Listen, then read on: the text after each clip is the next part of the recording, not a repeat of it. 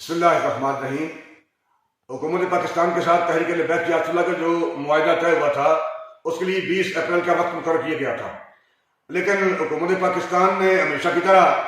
اس بار بھی تحریک لبیک جہاد اللہ کے مرکزی امیر کو گرفتار کر کے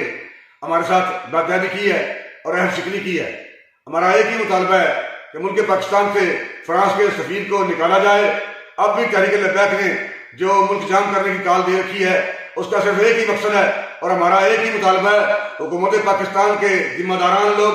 اور ذمہ دار ادارے سن لیں اور نوٹ فرما لیں کہ جب تک ملک پاکستان سے فرانس کے سفیر کو دفع نہیں کیا جائے گا، نکالا نہیں جائے گا، ہمارے دھرنے جاری رہیں گے۔ حالات جیسے بھی ہوں ہم اپنے کریم آقا کی عزت اور ناموس پر قرار دینے کے لیے ہر گھڑی ہر لمحہ تیار ہیں، اور پورے ملک پاکستان میں